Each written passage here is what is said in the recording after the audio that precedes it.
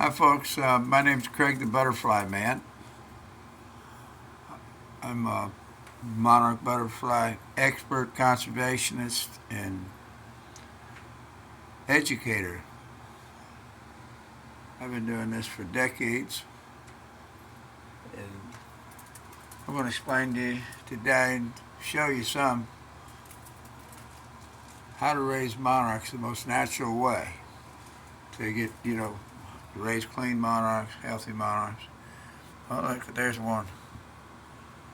Nectar on that 9-to-1 sugar water.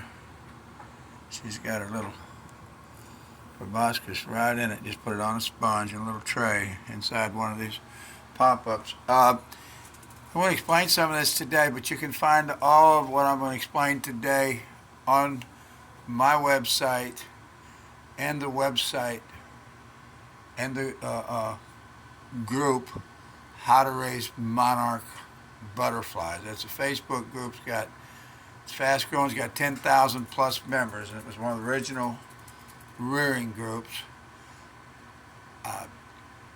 All this information is on the group website, www.howtoraisemonarchbutterflies.com. There's drop downs on there presently. The drop down that explains everything I'm going to explain to you today is the Raise Monarchs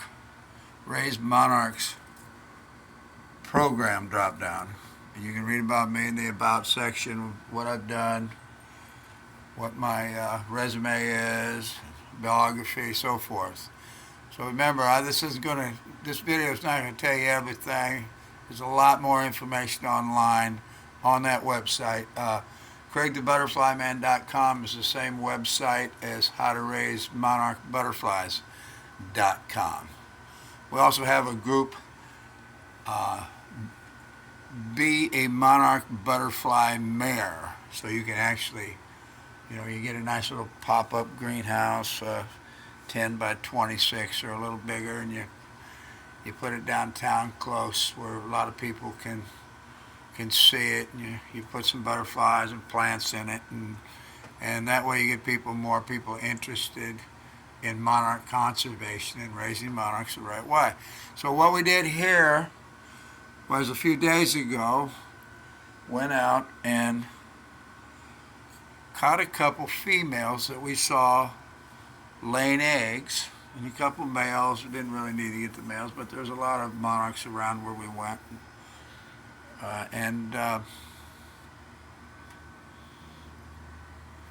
Brought them home. While we were there, we cut some stems, some milkweed stems of common milkweed, and we put them in these gallon milk jugs full of water, trimmed them, and split the stems at the bottom before we put them in there so they stay fresh like this. This milkweed's been in here like a week, and look, see how fresh it is.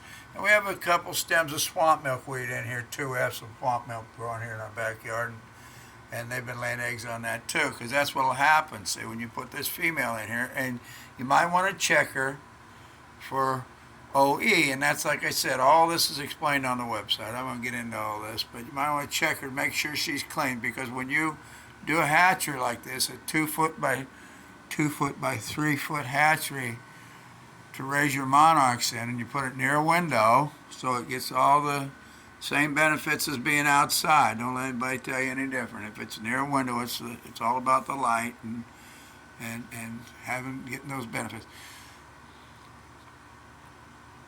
So you want to be sure that the netted pop-up hatchery is either brand new, or if you've used it before, you have to disinfect it, which is also explained on the website, how to do that.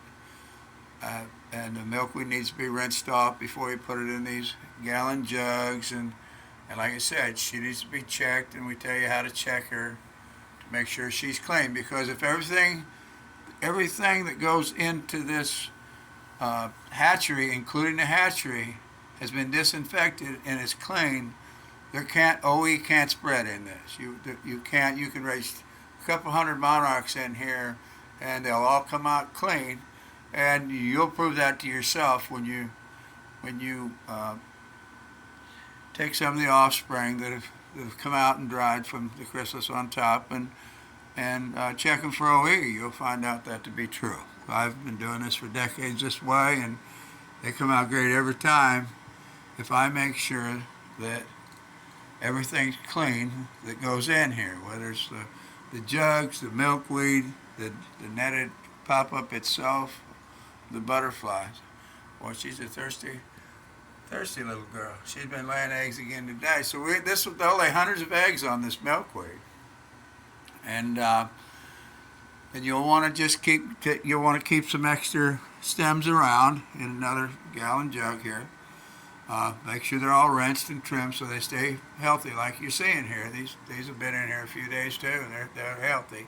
You want to make sure you know where there's a bunch more milkweed, because to raise a couple of hundred monarchs, you're going to need close to 100 milkweed stems, maybe 70, 80. You know, it varies, but you need to know where they are so you can go trim them as you need them. Especially as they get bigger, you're going to have to get a lot more. And the website, like I said, the website explains all this in detail and all the finer details of this. There's a lot of good reasons to raise monarchs and mass captive rear them like this, and they've been proven by scientists throughout the years, including myself, and approved by scientists that I've done, that this is a viable and great way to increase the migration, especially if we get a lot of people involved doing this. I just wanted to show you that what happens. This is a very simple setup. It's very simple to do, and you don't have to be using that little Tupperware stuff and changing out this leaves and making sure that little Tupperware thing is clean and all the time. And this is the way to do it. Do them all at once, and it requires the least amount of your time. You just start adding stems once the stems are stripped, or you just take the jug out when it looks like it's pretty much stemmed and it's pretty much stripped, and you just put another jug of milkweed in there. And once they're all on the top, you just take everything out of here and rinse the bottom, take the paper towels out and everything, and you want to change them as you're going to. And this is all explained on the website. Everything's explained. Just some people like to see a little video, kind of gives them picture what's going on. Of course, I have the thing open, and it has to be all kept closed all the time, and you can see it's in a window where it's getting nice light.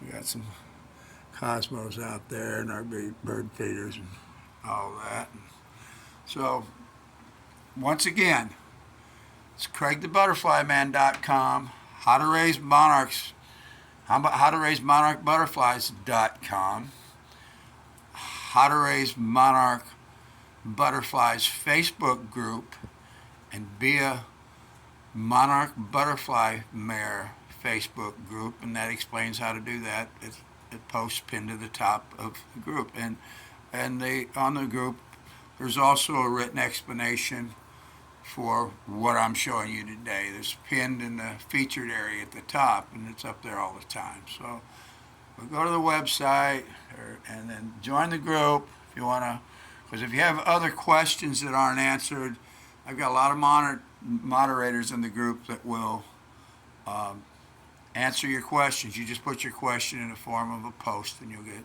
answers and stuff. But most of the answers are covered on the website, Raise Monarch program. This is Craig the Butterfly Man over and out for right now, and thank you very much.